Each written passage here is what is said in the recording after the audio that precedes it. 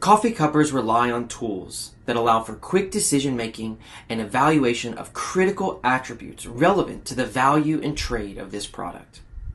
While aspects of value such as certifications, sourcing strategies, and more are relevant, when it comes to a cupping form, it should allow the individual to provide an evaluation of which the results can be used to communicate clearly across the value chain to all actors.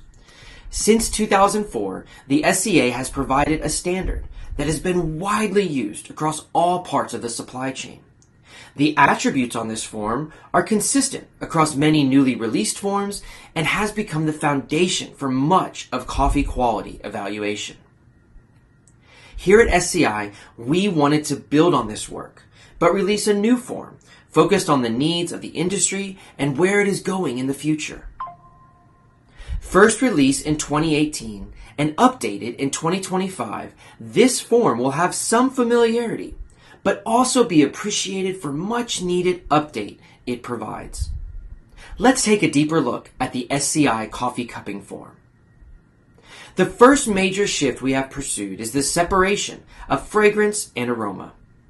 It is well understood that smell makes up a significant portion of sensory quality, and even in this new world of coffee processing, providing a separate analysis of these two critical components is important.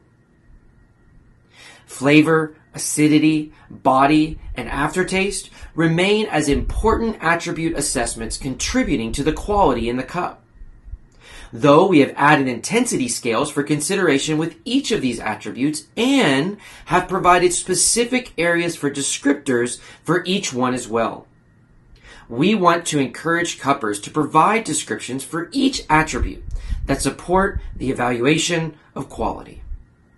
One thing you will also notice is that sweetness is now a quality score. The previous method of giving equal credit for varying quality levels of sweetness has been abandoned. Rather, those coffees who excel in perceived sweetness are and should be rewarded. Perhaps one of the newest attributes we have introduced is fresh crop. This relates to the degree and presence of attributes related to freshness. Aspects like papery, baggy, jute, and other commonly used terms to describe past crop notes. If a coffee presents no past crop notes, then a score of 10 is given.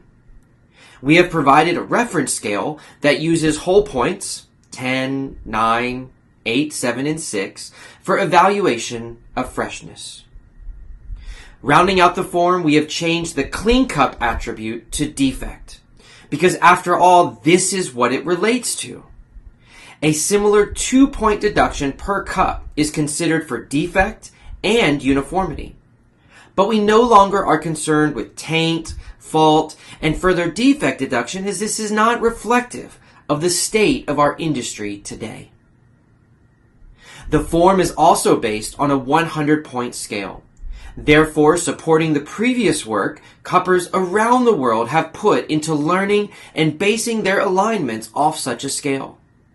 We are excited to see the industry have another tool that can be used to communicate quality, understand value, and provide critical information to producers around the world to engage across the entire supply chain.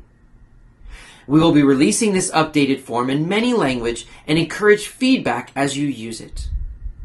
Thank you for joining us here at SCI and our vision to be the global leader in coffee education across our supply chain. Have a wonderful day, and as always, keep learning.